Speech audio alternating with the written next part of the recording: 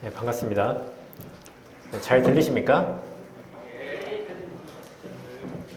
저번에 안 들린다고 컴플레인이 많이 들어와가지고 오늘은 좀 신경 써서 조정해 보겠습니다.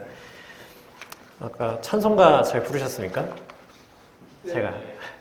제가 저번 주에 저번에 설교할 때는 찬송가를 정해도 되는지 모르고 제가 그냥 반주자가 정해준 걸로 했었는데 저번에 목사님께서 찬송가도 이제 정하는 걸 이렇게 알려주셨잖아요. 그래서 제가 이번에 325장 제가 선정을 했는데 오늘 설교의 주제랑 맞기 때문입니다. 맨 마지막 구절, 마지막 후렴을 보면 날마다 우리는 걷겠네. 언제나 주님과 동행하십니까? 그래서 만약 아니라고 하면 오늘 설교를 듣고 동행하시면 좋겠습니다. 네, 오늘 설교 본문은 고린도서 11장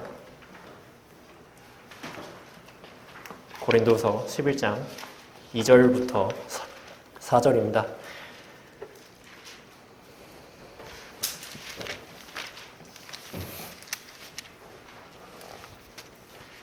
고린도서 11장 2절부터 4절입니다. 제가 2, 3절을 읽고 다 같이 4절을 읽겠습니다. 이는 내가 경건한 질투로 너희에게 질투를 느낌이라. 내가 너희를 한 남편에게 정혼시켰나니 이는 한 순결한 처녀로 너희를 그리스도께 바치려는 것이라. 나는 뱀이 그의 간계로 입을 속인 것 같이 너의 마음도 어떤 방법으로든 그리스도 안에 있는 단순함에서 떠나 부패할까 두려워하노라. 만일 누가 와서 우리가 전파하지 아니한 또 다른 예수를 전파하거나 너희가 받아들이지 않은 또 다른 영을 받거나 너희가 영접하지 않은 또 다른 복음을 전파하면 너희가 그를 잘 용납하는도다. 아멘. 네, 말씀을 위해 잠시 기도하겠습니다. 사랑하는 주님, 감사합니다. 저희를 모든 죄악에서 구원해 주시고 이곳까지 선한 인도하심으로 이끌어 주셨습니다. 제가 오늘도 저희 귀한 성도들 앞에서 이렇게 하나님의 말씀을 선포하게 되었습니다. 하나님께서 제 입 주관해 주셔서 하나님의 생각들, 뜻 저를 통해 전달해 주시고 저희 청중들의 귀에도 역사해 주셔서 이 설교가 듣고 끝나는 것이 아닌 마음속에 그리고 삶 속에 녹아들 수 있게 도와주십시오. 이 설교가 끝나는 시간까지 하나님께서 마귀의 공격 차단해 주시고 이 모든 것 저의 영광이 아닌 오직 한 분 하나님 영광으로 될 수 있도록 기도합니다. 살아계시고 이제 곧 다시 오실 주 예수 그리스도의 이름으로 기도드렸습니다. 아멘. 오늘 말씀의 제목은 주님과 6일, 세상과 하룻밤입니다. 이 세상은 하루가 다르게 문란해지고 있습니다. 이제는 간통죄가 폐지되어서 간음을 해도 죄가 아닌 시대입니다. 문학과 미디어에서는 불륜을 아름답게 포장하고 죄를 부추깁니다.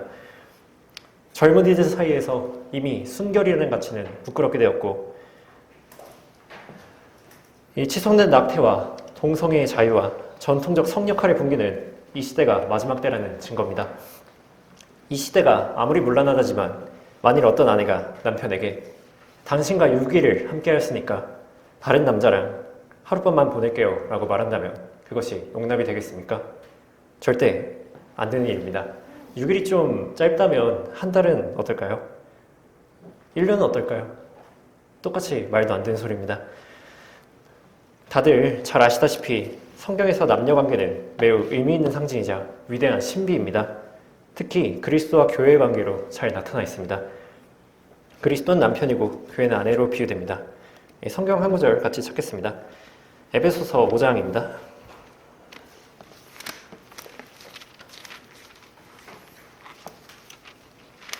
에베소서 5장 31절에서 32절입니다.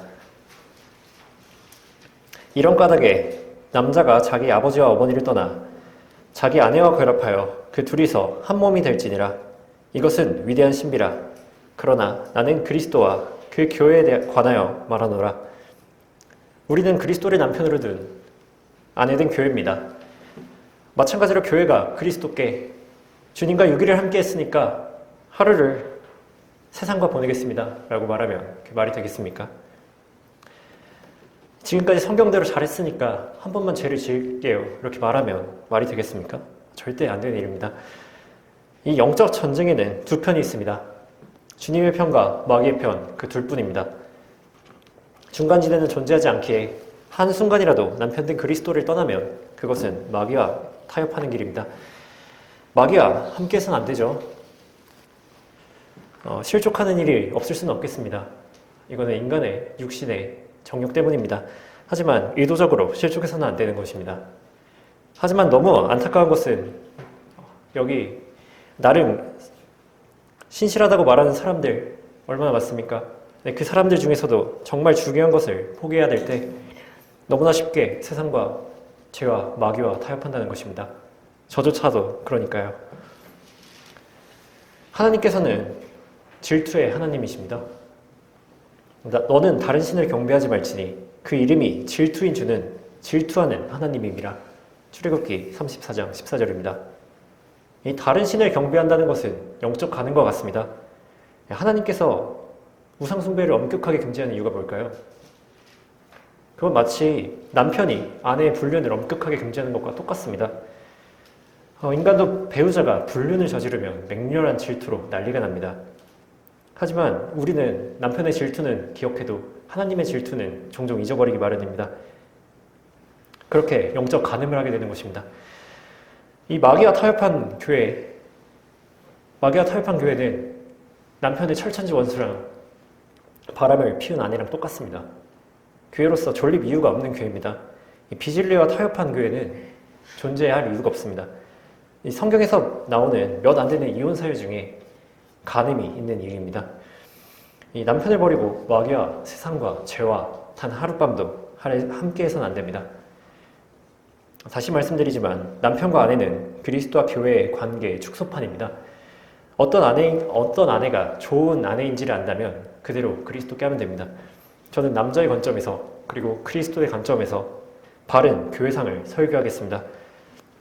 이 설교를 통해 하나님의 아내 된 교회가 어떤 자세로 하나님을 섬겨야 하는가에 대해 알고 성경대로 실행하는 여러분이 되시기 바랍니다. 그리스도와 정혼한 교회는 어떻게 해야 되는가? 첫 번째로 어린 양의 혼인식까지 순결한 처녀로 남아야 합니다. 오늘 본문 고린도후서 11장 2절입니다.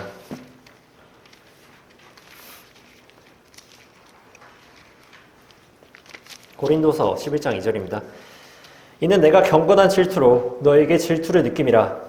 내가 너희를 한 남편에게 정혼시켰나니 이는 한 순결한 처녀로 너희를 그리스도께 바치려는 것이라. 바울은 교회를 그리스도께 순결한 처녀로 바치려고 합니다. 구원받은 교회는 그리스도와 정혼한 상태입니다. 이 남편이신 그리스도는 왕국을 받아오려고 잠시 떠난 상태입니다.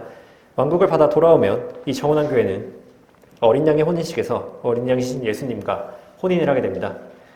요한계시록 19장 7절 보겠습니다.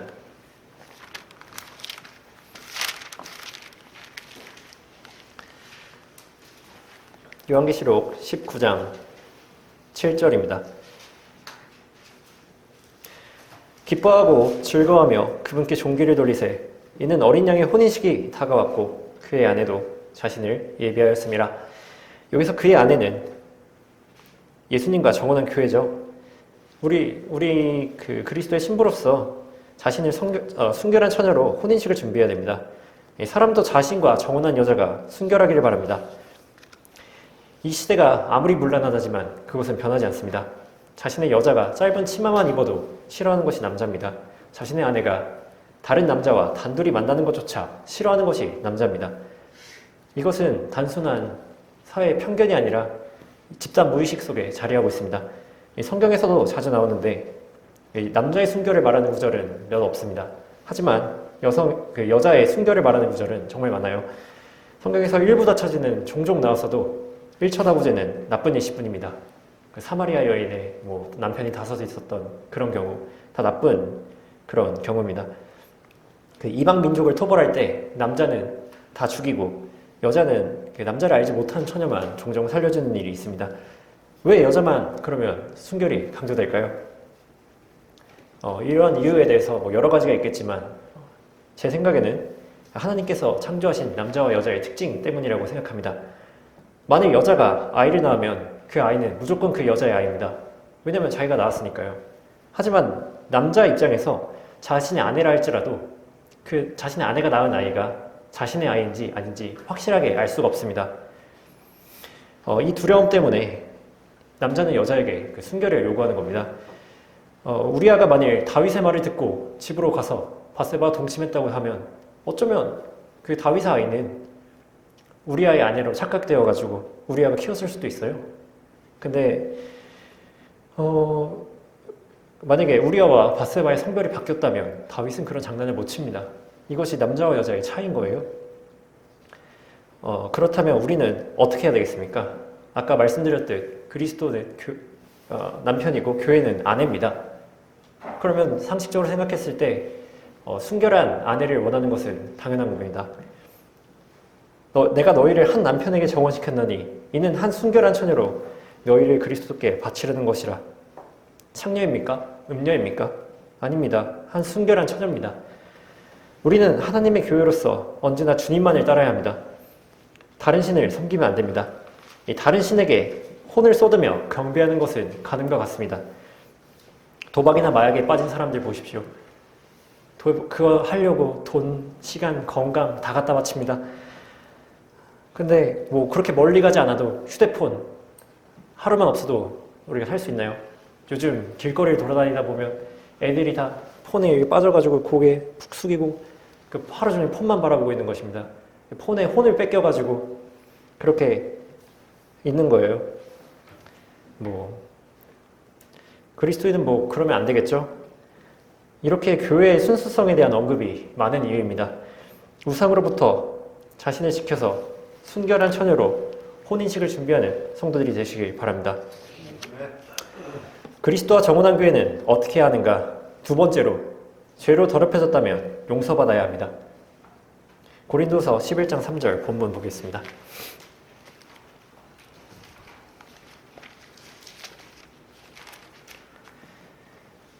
나는 뱀이 그의 간계로 이불을 속인 것 같이 너의 마음도 어떤 방법으로든 그리스도 안에 있는 단순함에서 떠나 부패할까 두려워하노라.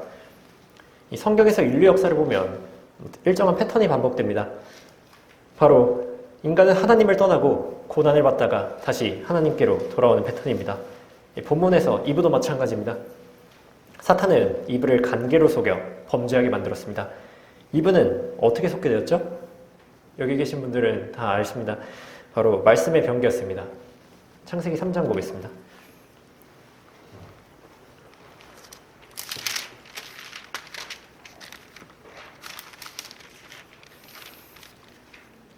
창세기 3장 1절 보겠습니다. 창세기 3장 1절입니다. 이 주 하나님께서 지으신 들의 어떤 짐승들보다도 뱀은 더욱 강교하더라. 그가 여자에게 말하기를 참으로 하나님께서 말씀하시기를 너희는 동산의 모든 나무에서 나는 것을 먹지 말라 하시더냐 하니, 사탄이 말씀을 교묘하게 바꿉니다. 하지만 완전히 바꾼 것이 아닙니다. 만약에 완전히 바꿨다면 어쩌면 이분은 알고 대처했을 수도 있습니다. 하지만 강교한 뱀은 단지 참으로 하고 말씀에 대한 신뢰를 잃어버리게 만듭니다. 이에 꿰어진 이분은 덩달아 말씀을 변개하는 죄를 짓게 되었습니다. 창세기 3장 3절을 보면 그 여자가 답하기를 너희는 그것을 먹지도 말고 만지지도 말라 혹 죽을까 하셨느니라 하더라. 만지지도 말라 어디서 나왔습니까? 하나님께서 만지지도 말라 하셨습니까? 그리고 혹 죽을까 함이라가 아니라 반드시 죽으리라. 이렇게 교묘하게 부패된 것입니다. 이불을 속여서 부패한 것입니다. 하지만 그게 다가 아닙니다. 뱀은 이불을 꿰어서 동침했습니다. 이 내용에 대해서는 좀 어렵고 긴 내용이어서 간단히만 설명하자면 이브가 속았다는 내용은 언제나 순결이나 출산과 관련이 있습니다. 오늘 본문도 그러하죠. 그리고 요한일서 3장 잠깐 보겠습니다. 요한일서 3장을 보면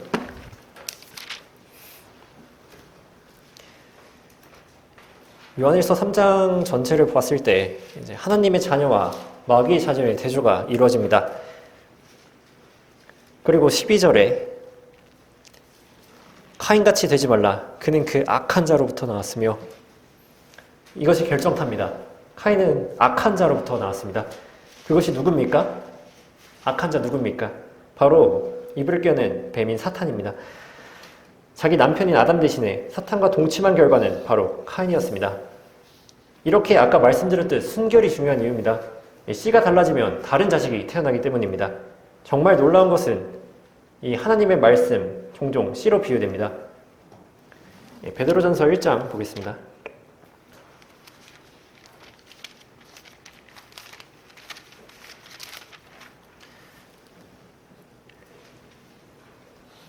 베드로전서 1장 23절 보겠습니다. 너희가 거듭난 것은 썩어질 씨로 된 것이 아니라 썩지 아니할 씨로 된 것이니 살아있고 영원히 거하는 하나님의 말씀으로 되었느니라. 말씀을 뭐에 비유하고 있죠? 바로 씨입니다. 이 구절 말고도 예수님께서 씨 뿌리는 자의 비유를 통해 말씀을 씨로 비유하신 적이 있습니다. 이브가 속은 것은 말씀을 변개해서 속은 것이기도 하지만 자신이 임신한 씨가 누구의 씨인지 속은 것도 있습니다. 그러니 카인을 낳고 주로부터 남자를 얻었다라고 말한 것입니다. 이렇듯 말씀과 씨는 어떠한 관련이 있습니다. 이브는 변개된 말씀으로 부패되어 썩어질 씨를 받았습니다. 우리 교회도 변개된 말씀으로 썩어질 씨를 받아 부패할 것을 바울은 염려한 것입니다. 하나님의 순전한 말씀에 씨가 들어가면 어떻게 되죠? 그 사람은 구원받게 됩니다. 그것이 바로 교회입니다. 하나님의 교회는 썩지 아니할 씨인 복음을 받아서 하나님의 아들들을 낳습니다. 근데 변개된 성서를 받아들이는 교회들은 원래 남편인 예수님을 놓아두고 사탄과 동침하여 마귀의 씨를 받아 마귀의 자식만 만들고 있는 것입니다. 그것의 결정판이 바로 음녀, 창녀로 불리는 로마 카톨릭입니다. 자기 남편을 버리고 다른 남자와 동침한 음녀의 자식은 원래 남편의 자식이 아닙니다. 변개된 성서를 쓰는 사람들, 변개된 성서도 괜찮다는 사람들, 열매가 무엇입니까? 기도원? 기도 가가지고 막 방언한다고 하면서 막 더러운 개구리 같은 영 말하면서 하는 게 그들의 열매입니다. 하나님의 씨는 하나님의 아들들을 낳습니다. 마귀의 씨는 마귀의 자식을 낳습니다. 그 씨로 그 아비가 누구인지 아는 것입니다. 다시 한번 9절 보겠습니다. 베드로전서 1장 23절입니다. 너희가 거듭난 것은 썩어질 씨로 된 것이 아니라 썩지 아니할 씨로 된 것이니 살아있고 영원히 거하는 하나님의 말씀으로 되었느니라. 여기서 썩어질 씨에 영어로 보면 이 썩어지다에 해당하는 것은 corrupt입니다. 이 본문에서 단순함에서 떠나 부패한다 할 때 그 부패에 해당하는 단어입니다. 말씀의 변개에도 사용되는 단어라는 것입니다. 하늘 아래 새 것은 없다더니 6,000년 전이나 지금이나 사탄의 방법은 똑같습니다. 이렇게 부패하고 변개된 말씀을 뿌려서 그래서 자기의 씨를 뿌리는 것입니다. 이브와 아담은 이렇게 죄를 짓게 되었습니다. 이렇게 죄가 모든 사람에게 전달되어 우리 또한 구원받기 전에는 하나님을 떠나 살았습니다. 만일 하나님께서 자신을 떠난 피조물을 용서하지 않고 흑암에 버려두실 수도 있었습니다. 생각해 보십시오. 내가 너희들을 만들었는데 그 피조물이 자신을 버리고 다른 남자한테 갔습니다. 그럼 어떻게 했어요? 그냥 평생 불타는 진노로 평생 고통받는 걸 보면서 즐거워할 수도 있었습니다. 하지만 그것은 마귀가 가장 원하는 일입니다. 그 힌트를 고린도서 2장에서 찾을 수 있는데 고린도서 2장 잠깐 보겠습니다. 고린도서 2장 10절, 11절입니다. 고린도서 2장 10절에서 11절입니다. 너희가 누구에게 무엇을 용서하면 나도 그리하고 만일 내가 무엇을 용서했다면 그것은 너희를 위하여 내가 그리스도를 대신하여 용서한 것이라. 사탄이 우리에게서 유익을 취하지 못하게 하려는 것이니 이는 우리가 그의 계략을 모르지 아님이라. 용서하지 않아 계속 미워하게 만드는 것, 그것이 바로 마귀의 계략이었습니다. 용서하지 않으면 사탄이 우리에게서 유익을 취할 뿐입니다. 이것을 전부 아시는 하나님께서는 자신을 번제했을 어린 양으로 마련하셔서 우리 모두의 죄를 용서해 주셨습니다. 자녀들이 피와 살에 참여한 자인 것 같이 그 역시 같은 모양으로 동일한 것에 참여하신 것은 자신의 죽음을 통하여 죽음의 세력에 가진 자, 곧 마귀를 멸망시키시며 또 죽음을 두려워함으로 평생을 노예로 속박되어 있는 자들을 놓아주시려 함이니라. 하나님께서는 이러한 마귀의 계획을 멸망시키시기 위해 자신의 죽음으로 인간을 용서하신 것입니다. 마귀는 꽤나 당황했겠죠. 설마 그것 때문에 죽기까지 하겠습니까? 그렇게 생각했을 겁니다. 하지만 그것이 마귀를 멸망시키는 방법이었습니다. 평생을 죄와 마귀의 노예로 잡혀있던 우리를 자신의 죽음으로 맞바꿔 사신 것입니다.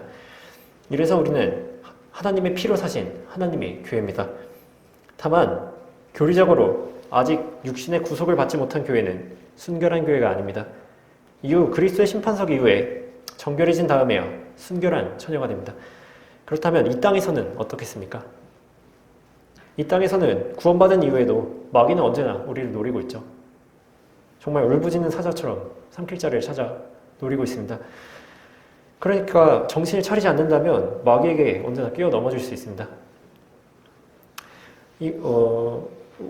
이미 고린도 교회를 보십시오. 이 편지, 오늘 본문 고린도서는 고린도 교회에게 말한 것입니다. 고린도 교회가 얼마나 육신적이었습니까? 이때 하나님께서 원하시는 것은 시인 이후 자백입니다.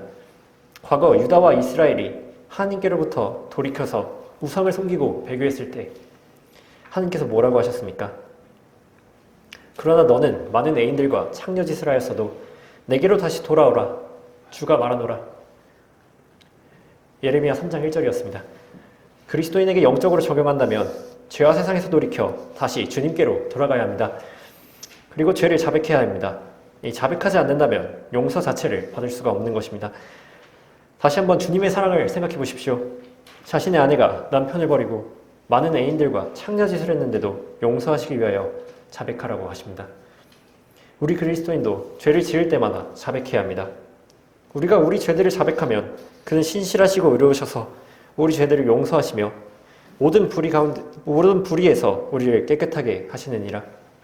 자백하면 하나님께서는 모든 불의에서 우리를 깨끗하게 해주실 것입니다. 이렇게 2번이나 용서받은 이 교회, 우리는 어떻게 해야 되겠습니까? 그리스도와 정원한 교회는 어떻게 해야 되는가? 3번째로, 사탄과 절대 타협하면 안 됩니다. 본문 고린도서 11장 4절 보겠습니다.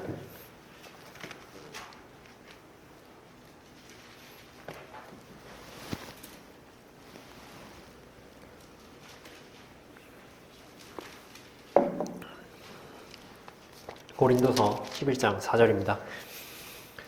만일 누가 와서 우리가 전파하지 아니한 또 다른 예수를 전파하거나 너희가 받아들이지 않은 또 다른 영을 받거나 너희가 영접하지 않은 또 다른 복음을 전파하면 너희가 그를 잘 용납하는도다.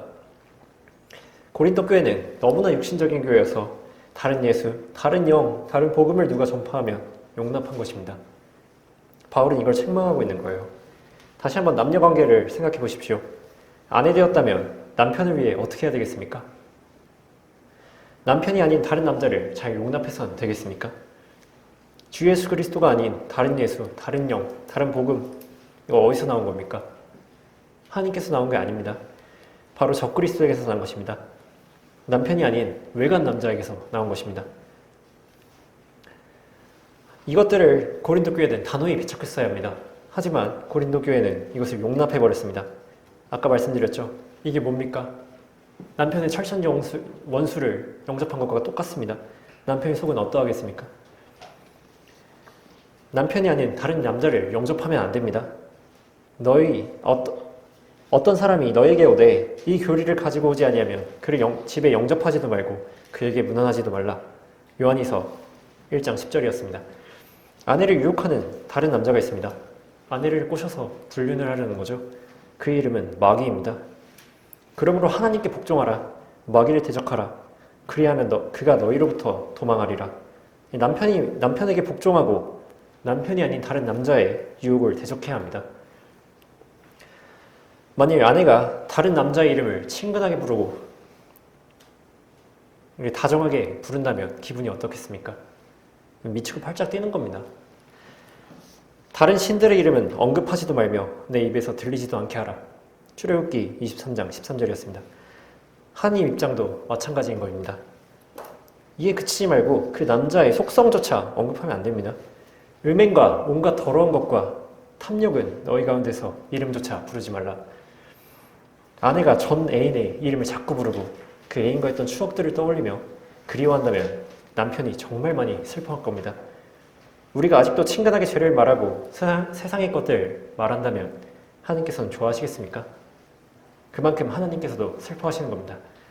이런 죄와 세상은 언제나 우리에게 좋게 다가옵니다. 그 여자가 보니 그 나무가 먹음직하고 보기에도 즐겁고 현명하게 할 만큼 탐스러운 나무인지라. 얼마나 탐스러웠을까요? 와, 저거 한번 먹어보고 싶다. 그런 생각이 번뜩 들었을 겁니다. 이 세상은 언제나 즐겁습니다. 인간도 그렇듯 자기 아내가 있고 남편이 있어도 다른 멋진 남자나 여자가 눈에 들어올 수 있습니다. 좋게 보이는 세상과 죄가 눈에 들어올 수 있습니다. 하지만 성경은 뭐라고 하십니까? 술은 붉고 잔에서 빛을 내며 매끄럽게 내려가나니 너는 술을 쳐다보지도 말라. 그런 죄는 쳐다보지도 마십시오. 남편이 아닌 다른 남자들을 쳐다보지도 마십시오.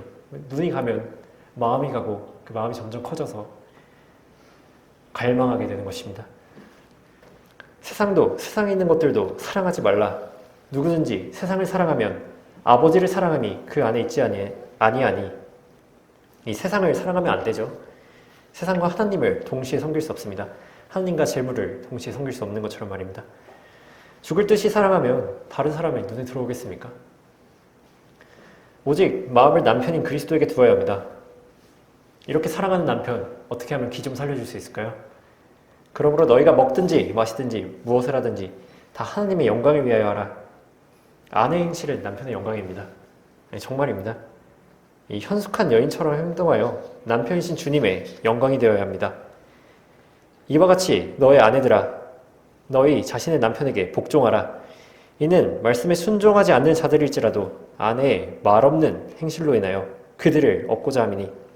베드로전서 3장 1절이었습니다. 남편에게 순종하는 아내만큼 더 큰 영광 없습니다.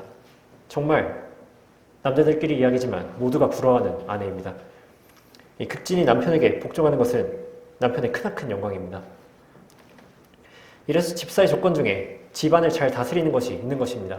왜냐하면 다른 사람들에게 존경받으니까요.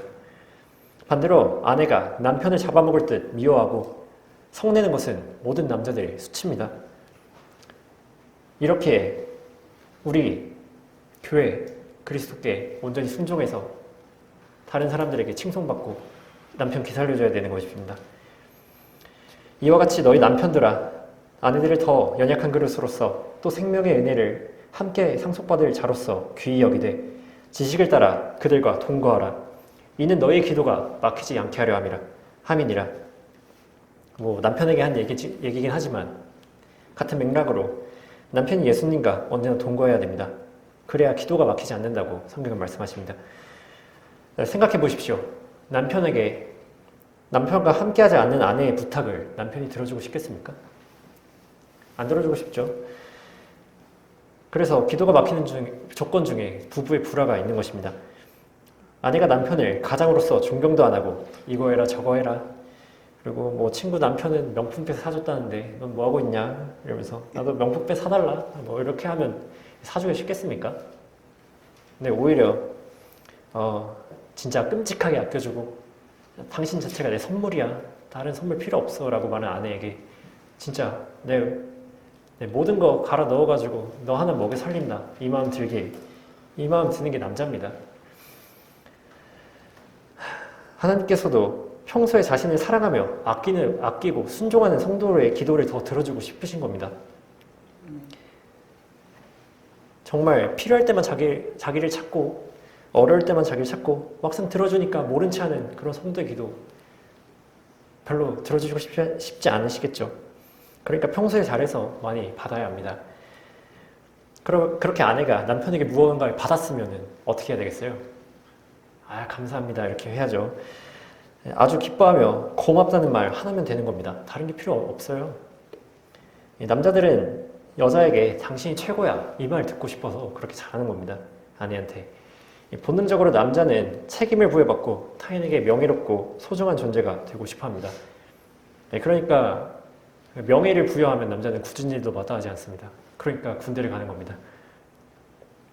연인들의 대화를 생각해 보십시오. 아, 오빠 진짜 사랑해. 사랑하는 주님. 오빠 난 오빠밖에 없어. 나 오빠만 있으면 돼. 예수님께서는 저희 모든 것입니다. 주님 말고 다른 건 필요하지 않습니다. 주님, 오빠 정말 고마워. 내가 앞으로 더 잘할게. 주님 감사합니다. 앞으로 더 말씀대로 살겠습니다. 뭐 별 차이 있습니까? 연인들 간의 대화나 우리가 하나님한테 기도하는 거나 크게 차이 없어요. 이 남편과 같이 하나님께서도 이런 말들을 원하시는 겁니다. 하나님께서 우리를 구원해 주신 이유가 뭐라고 나옵니까? 하나님의 기쁘신 뜻에 따라 예수 그리스도를 통하여 우리를 자신의 자녀로 입양할 것을 예정하셨으니 이는 하나님께서 그 사랑하시는 이 안에서 우리를 받아들이신 그의 은혜의 영광을 찬양케 하려 하심이니라. 바로 찬양입니다. 하나님께서는 우리에게 소중한 존재가 되고 싶어 하시고 존경받고 싶은 것입니다.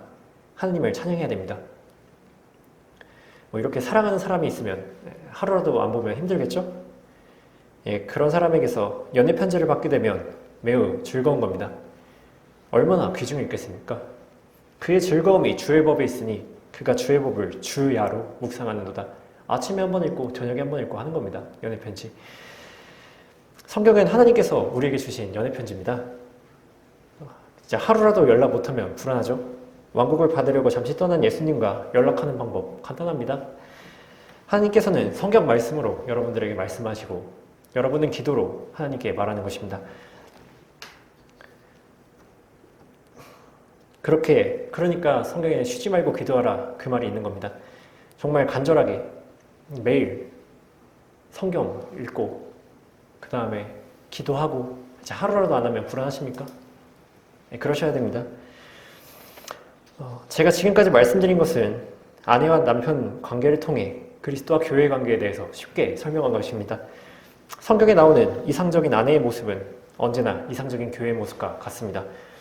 그리스도와 정혼한 아내로서 극진히 남편인 그리스도를 섬기는 성도들이 되시길 바랍니다. 결론입니다. 사랑해 보셨습니까? 다 사랑해 보셨을 거라고 저는 믿습니다. 하나님께서는 사랑이신 자신을 나타내시기 위하여 사람을 남자와 여자로 지으셨습니다. 저는 남자로서 성경에서 제시하는 교회상이 제가 원하는 아내상과 일치하다는 것에 매우 놀란 바 있습니다. 하나님의 놀라운 창조 섭리죠. 하나님께서 우리에게 쉽게 알려주시는 겁니다. 요한일서 4장 8절 잠깐 보겠습니다.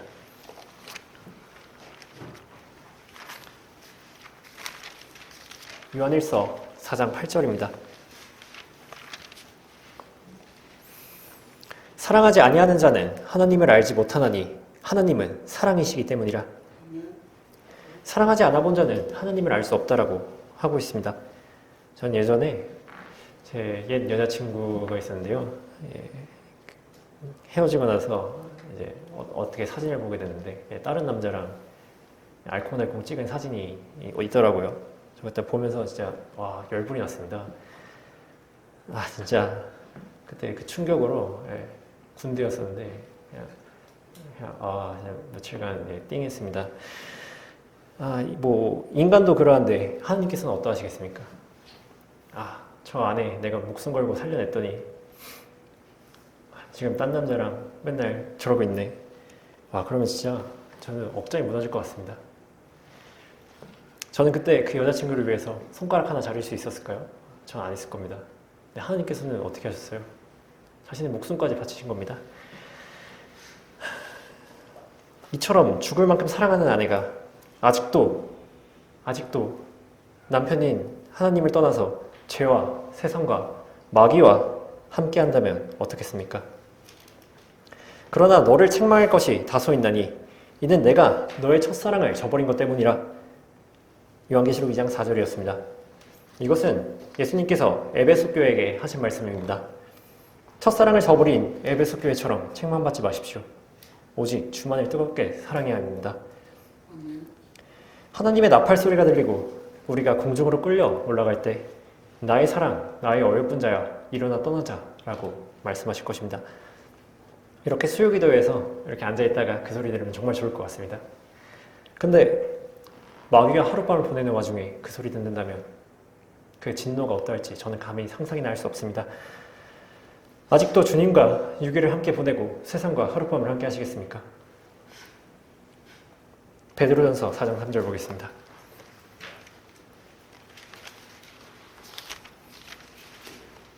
베드로전서 4장 3절입니다. 우리가 음란과 정욕과 술 취함과 방탕과 연락과 혐오스러운 우상 숭배를 행하여 이방인들의 뜻을 행한 것은 지난날의 생활로 충분하도다. 충분하지 않습니까? 이제는 주님을 사랑할 때입니다. 가장 이상적인 아내상으로 하나님을 죽도록 사랑하십시오. 존경하고 닳도록 섬기십시오. 우리의 신분을 언제나 생각해야 됩니다. 우리는 그리스도의 아내된 교회입니다. 그러면 하나님께서 남편이 아내를 사랑하듯 어린 양의 혼인식의 날에 빛나는 영광 가운데서 극진히 사랑해 주실 것입니다. 설교 마치겠습니다.